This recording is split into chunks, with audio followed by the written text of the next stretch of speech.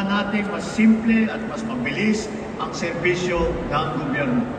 Sinisikap din natin na palawakin ang akses sa puhunan at patibayin ang mga programang tumutulong sa paglago ng kabuhayan. Yung kung binanggit ni Secretary Roque tungkol sa pagtulong sa pautang, patulong sa pag-job matching. Sa pamamagitan ng mga negosyo center, mas napapalapit ang mga serbisyo